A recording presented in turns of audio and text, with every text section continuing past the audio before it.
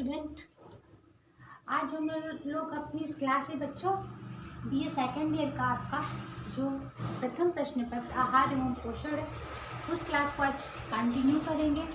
जो पिछले लेक्चर में हमने प्रोटीन चैप्टर अपना स्टार्ट किया था, उस प्रोटीन के तहत हम लोगों ने देखा था कि प्रोटीन की संरचना कैसी होती है, प्रोटीन की उत्पत्ति कहाँ से हुई है। प्रोटीन के बारे में कुछ बातों को हमने बेसिक बातों को देखा था और समझा था। जो हमारे 6 पोषक तत्व होते हैं उसमें से प्रोटीन हमारा जो पहला पोषक तत्व है जिसको हम लोगों ने स्टार्ट किया, और इसके उस लेक्चर के आगे आज इस नए लेक्चर में हम लोग इसके बारे में और जानेंगे कि प्रोटीन क्या है और इसके वर्गीकरण को आज हम लोग देखेंगे कि प्रोटीन कितने प्रकार के स्रोतों से हमें प्राप्त होता है और इसके क्या क्या स्रोत हैं और वो प्रोटीन किस प्रकार का होता है, कि जिस स्रोत से हमें प्रोटीन मिल रहा है क्या वो प्रोटीन पूरी तरह से पूर्ण प्रोटीन है या अपूर्ण प्रोटीन है। सब कुछ कहने का मतलब है कि आज हम लोग प्रोटीन का क्लासिफिकेशन देखेंगे, यानी कि वर्गीकरण को देखेंगे और उसको आज हम लोग समझने का प्रयास करेंगे। तो बच्चों, जो ये आपकी प्रोटीन की संरचना है इसमें सबसे मेन बात मैंने बताई थी, इसमें नाइट्रोजन का पाया जाना। ठीक है, नाइट्रोजन होने से ये अन्य प्रोटीन के अपेक्षा, मतलब कार्बोहाइड्रेट, वसा, खनिज, लवण के अपेक्षा काफ़ी महत्वपूर्ण हो जाता है, क्योंकि प्रोटीन को ही शरीर की आधारशिला या आधार स्तंभ बताया गया है, इसलिए प्रोटीन का महत्व बहुत ज़्यादा है हमारे शरीर में। तो प्रोटीन हम अपने आहार में ले रहे हैं, लेकिन वो प्रोटीन अच्छा है या उसके पूरे पोषक तत्व मिल रहे हैं या नहीं मिल रहे हैं, इस बात की जानकारी कैसे मिले। तो इस बात का जानकारी प्राप्त करने के लिए आज हम लोग प्रोटीन का क्लासिफिकेशन यानी कि वर्गीकरण को देखेंगे।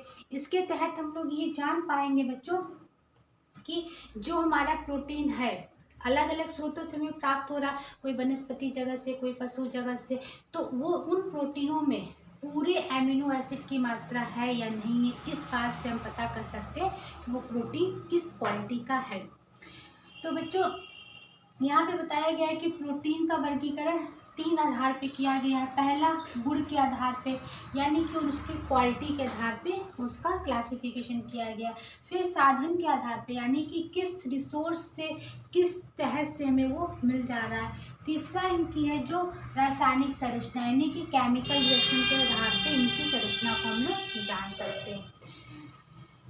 वर्गीकरण को जानने से पहले बच्चों एक बात प्रोटीन के बारे में जानना ये आवश्यक है कि हम किस प्रकार ये कह सकते हैं कि दूध में पाया जाने वाला प्रोटीन पूर्ण प्रोटीन है, या फिर मांस में पाए जाने वाला प्रोटीन पूर्ण प्रोटीन है, या फिर आपका जो मक्का है, दाल है, इसमें पाए जाने वाला पूर्ण अच्छा है कि खराब है।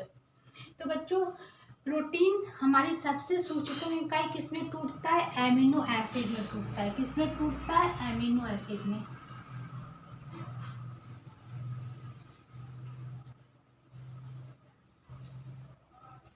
अमीनो एसिड में, अमीनो अम्ल कह लीजिए। ठीक है, जो प्रोटीन की सबसे छोटी इकाई के रूप में टूटता है क्या होता है? ये एमिनो एसिड होते हैं। तो बच्चों, हमारे शरीर में इन एमिनो एसिड की मात्रा मतलब कितने प्रकार के एमिनो एसिड पाए जाते हैं? हमारे शरीर में ये 22 प्रकार के एमिनो एसिड पाए जाते हैं, और ये एमिनो एसिड ही इन प्रोटीन से प्राप्त, जिनमें प्रोटीन पाया जाता है, जिन भोज्य पदार्थों में, इन एमिनो एसिड की मात्रा जितनी होती है वो प्रोटीन उतनी ही अच्छी क्वालिटी का माना जाता है। इसलिए प्रोटीन की क्वालिटी हमारे एमिनो एसिड की मात्रा पे निर्भर करती है। लेकिन इस एमिनो एसिड में जानने के लिए भी 2 चीज़ें हैं कि ये एमिनो एसिड जो हमारा है ये 2 प्रकार का होता है। पहला आपका एमिनो एसिड है आवश्यक एमिनो एसिड, आवश्यक, और दूसरा आपका है अनावश्यक। ठीक है, यानी कि एमिनो एसिड कितने प्रकार का हो गया? पहले आवश्यक और फिर अनावश्यक। तो अब इनको देखते हैं कि आवश्यक एमिनो एसिड क्या है और अनावश्यक एमिनो एसिड क्या है। तो बच्चों, आवश्यक एमिनो एसिड वो होते हैं जिनको हमारे शरीर में इनका निर्माण नहीं होता, इनको हमें अपने भोज्य पदार्थ के द्वारा लेना पड़ता है। यानी कि जो भी हम प्रोटीन डाइट खा रहे हैं उस प्रोटीन डाइट में ये आवश्यक एमिनो एसिड होने चाहिए, तो जाके वो प्रोटीन आपका बेस्ट क्वालिटी का प्रोटीन माना जाएगा। अन्यथा वो प्रोटीन में अगर एमिनो एसिड हमारे ये पूरे नहीं होते हैं तो वो नहीं पाए जाते। उसी तरह तो ये आवश्यक वाले कितने हो गए 10, और ये भी 10 होते हैं। 2 जो होते हैं वो गॉड प्रोटीन के रूप में माने जाते हैं। तो ये जो आपके 10 आवश्यक एमिनो एसिड है, ये इन सभी भोज्य पदार्थों से, चाहे दूध हो, दाल हो, पनीर हो, मक्का हो, जिनमें प्रोटीन हमें प्राप्त हो जाता है, उन प्रोटीन में ये 10 आवश्यक एमिनो एसिड की मात्रा होनी चाहिए, तो वो प्रोटीन बेस्ट क्वालिटी का होगा।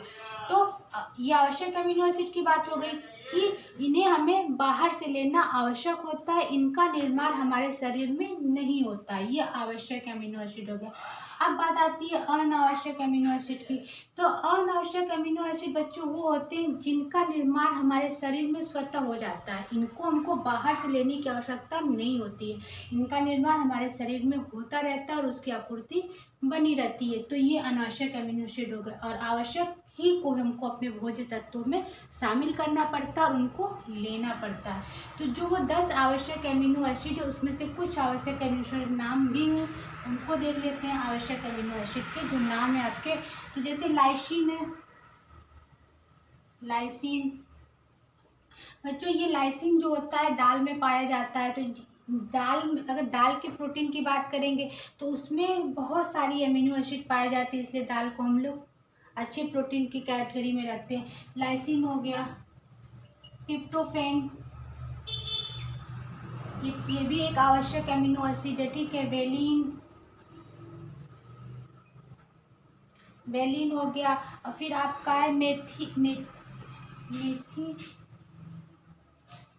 आपका मेथियोनाइस। तो ये कुछ आवश्यक एमिनो एसिड है जिनको हमको अपने भोजन में लेना पड़ता है, कि किसी भी, कुछ दूध से मिल जाएंगे, कुछ दाल से मिल जाएंगे, कुछ सोयाबीन में मिल जाएंगे। ये सारे जो आवश्यक एमिनो एसिड है, इन्हीं के आधार पे हमारे प्रोटीन की क्वालिटी को देखा जाता है कि हमारे कौन से प्रोटीन अच्छे हैं और कौन से प्रोटीन कम अच्छे होते हैं, ठीक है। ये हो गई एमिनो एसिड की बात की, एमिनो एसिड से हम इसकी पहचान कर पाते हैं। अब देखते हैं इनका वर्गीकरण में, पहले गुण के आधार पे यानी कि क्वालिटी के आधार पे। तो पहला क्या है, उत्तम या पूर्ण प्रोटीन, ठीक है, उत्तम या पूर्ण प्रोटीन, ठीक। उत्तम या पूर्ण प्रोटीन के अंतर्गत ये वो प्रोटीन होंगे जिसमें सभी 10 आवश्यक एमिनो एसिड हमको प्राप्त हो जाएंगे। तो ये प्रोटीन आपका क्या कहलाएगा, बेस्ट क्वालिटी का प्रोटीन बोला जाएगा, कि इसमें सारे आपके प्रोटीन के आवश्यक एमिनो एसिड हमें प्राप्त हो जा रहे हैं। तो इसके एग्जाम्पल के रूप में हम देख सकते हैं, पहला तो हमारा दूध हो गया, ठीक है। दूध ही आपका है पूर्ण प्रोटीन है, इसमें लैक्टोल्यूरिन नाम का जो आपका ये पाया जाता है एमिनो एसिड, कौन सा पाया जाता है, लैक्टियोमीन,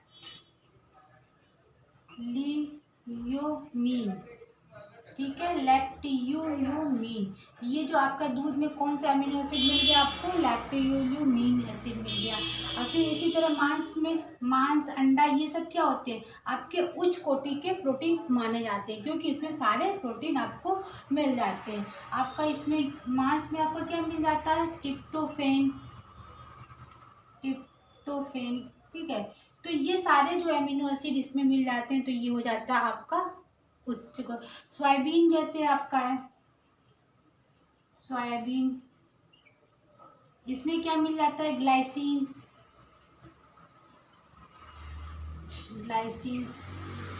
ठीक है। तो ये जो आपके उत्तम प्रोटीन हो गए, जो दूध, मांस, मछली, सोयाबीन, ये सब में ये सारे अमीनो एसिड मिलते हैं, इसलिए उत्तम क्वालिटी की या पूर्ण प्रोटीन माने जाते हैं, ठीक है। अब बात आती है मध्यम या आंशिक, मध्यम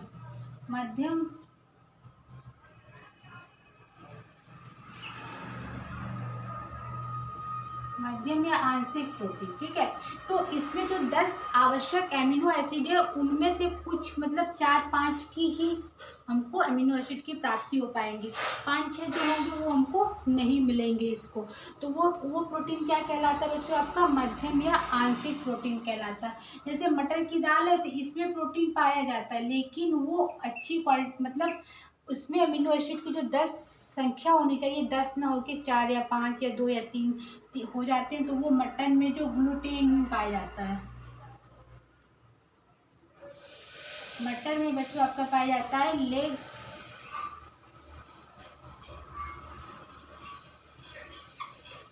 लेग्यूमिन नाम का जो अमीनो एसिड होता है उसमें किस में पाया जाता है, मटर की दाल में या मटर में पाया जाता है।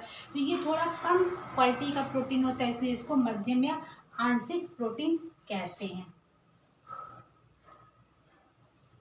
अब बात आती है अपूर्ण या अनुपयोगी। अपूर्ण तो ये होते हैं कि इनके में इससे जो रिलेटेड आप प्रोटीन कोई लोगे जो इसमें, तो इसको लेने से कोई लो ना खाओ उससे कोई फर्क नहीं पड़ता, लेकिन इस चीज़ को अगर हम किसी जिसमें हाई रिच प्रोटीन है उसके साथ हम उसको खाते हैं तो वो हमारे प्रोटीन की पूर्ति कर देता है। जैसे सपोज डेट रोटी में प्रोटीन की मात्रा उतनी नहीं होती, लेकिन रोटी को हम लोग अगर मांस के साथ, ठीक है, दूध के साथ लेते हैं तो रोटी और मांस में जो इसका कॉम्बिनेशन बनेगा तो ये हमारे प्रोटीन की पूर्ण प्रोटीन को मिक्सअप कर देगा। तो रोटी की जो प्रोटीन की कमी इसके साथ हम लोग खाते हैं तो वो चीज़ हमारी पूरी हो जाती है। तो ये अपूर्ण प्रोटीन वो होते हैं जिनमें बहुत ही कम आवश्यक एमिनो एसिड पाए जाते हैं। तो ये बात हो गई बच्चों कि हमारे क्वालिटी के आधार पे प्रोटीन कौन कौन से होते हैं और इनकी उपयोगिता क्या क्या होती है और किस किस चीज़ में पाए जाते हैं। सारे बातों का है कि वो जो 10 आवश्यक एमिनो एसिड वो हमें प्राप्त होने चाहिए। ये हो गया आपका गुण के आधार पे प्रोटीन का वर्गीकरण। अब बच्चों बात करते हैं हम लोग साधन के आधार पे, यानी कि प्राप्ति स्रोत के आधार पे प्रोटीन का वर्गीकरण। पहले बात कर लेते हैं प्राणिज प्रोटीन, ठीक है। प्राणिज प्रोटीन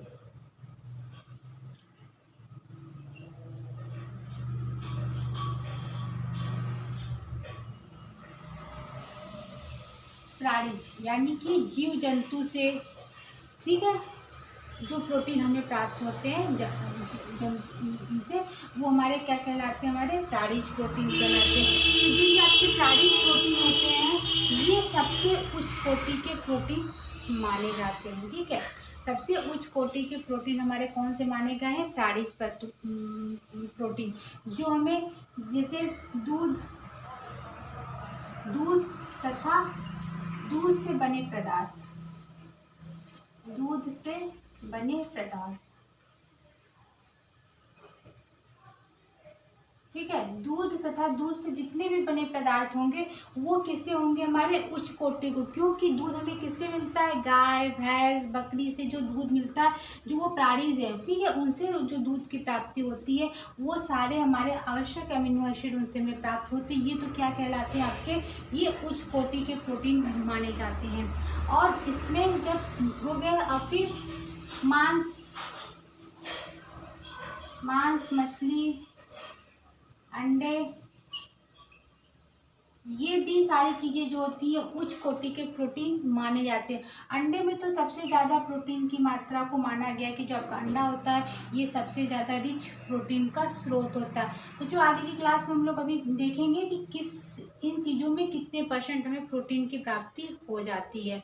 तो ये बात हो गई आपके कि प्राणिज प्रोटीन। तो ये जो प्रोटीन होते हैं हमारे उच्च कोटि के प्रोटीन होते हैं, ये हमें गाय से दूध मिल गया, हाँ, मांस मछली अंडे ये सारी चीज़ें किससे मिलती हैं, गाय से बकरी से, गाय बकरी मुर्गी, ये सब आपका जो मटन है चिकन है सारी चीज़ें जो होती हैं सब कैसे हम लोगों को प्राणिज जंतुओं से प्राप्त होती हैं जो हमारे उच्च कोटि के प्रोटीन के स्रोत माने जाते हैं, ठीक है।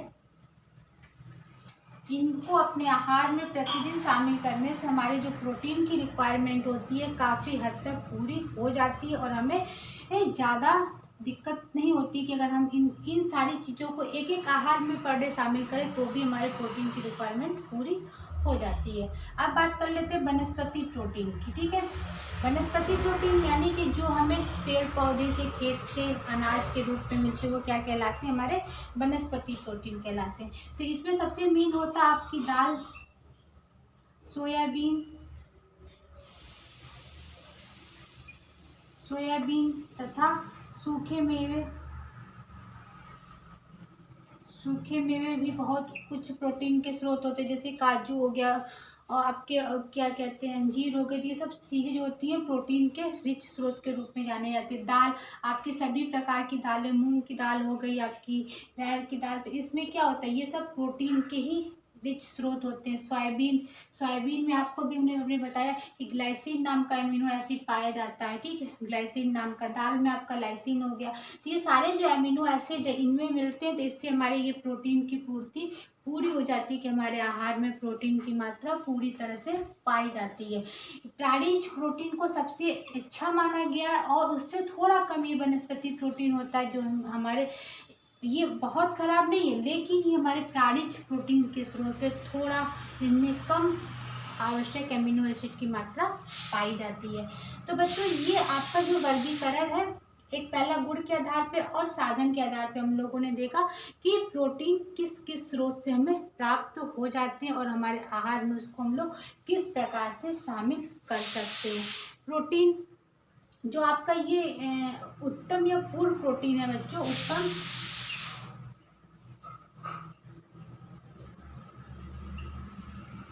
उत्तम ये जो ये पूर्ण प्रोटीन है, ये सबसे ज़्यादा दूध हो गया, आपका मांस, मछली, सोयाबीन में जो पाया जाता है। तो ये सबसे ज़्यादा जरूरी होता है उन बच्चों के लिए जो बच्चे वृद्धि और विकास की प्रक्रिया से गुजर रहे हैं, जो अभी अपने जन्म लिया है, उनके जन्म के बाद की जो सारी प्रक्रिया वृद्धि होती है, तो उस शैशवावस्था से जो लेके किशोरावस्था तक की एज होती है, उस समय बच्चों को सबसे ज़्यादा फूड प्रोटीन की, मतलब दूध से बने पदार्थ जितने भी रिलेटेड हो, वो सारी चीज़ों की उनको आवश्यकता होती है। तो आज हम लोगों ने बच्चों अपनी क्लास में ये देखा कि प्रोटीन का वर्गीकरण और उसका वर्गीकरण किस बेस पे किया गया है। तो उसका वर्गीकरण हमारे जो आवश्यक और अनावश्यक एमिनो एसिड है उनके आधार पे किया गया है कि हमारा वर्गीकरण किस प्रकार से वो हुआ है। तो आज की क्लास में हम लोगों ने गुण के आधार पे और साधन के आधार पे देखा कि प्रोटीन का वर्गीकरण कैसे होता है। अब बच्चों, हम लोग अपनी नेक्स्ट क्लास में जो आपका रासायनिक संरचना के आधार पे प्रोटीन का वर्गीकरण किस प्रकार होता है और किस में कितने प्रकार के प्रोटीन की मात्रा पाई जाती है, पूर्ण प्रोटीन, अपूर्ण प्रोटीन क्या होते हैं, उनको भी हम लोग देखेंगे, थोड़ा डिस्कस करेंगे। लेकिन आज की क्लास में बस हम लोग इतना ही करते हैं कि गुण के आधार पे और साधन के आधार पे प्रोटीन का वर्गीकरण कैसा है और किस प्रकार हुआ है। और नेक्स्ट क्लास में रासायनिक संरचना के आधार पर जो ये आपका प्रोटीन है, ये शेष अभी बचा हुआ है, इसको हम लोग डिस्कस करेंगे। आज की क्लास के लिए इतना ही बच्चों, नेक्स्ट क्लास में मिलते हैं रासायनिक संरचना के साथ। Thank you.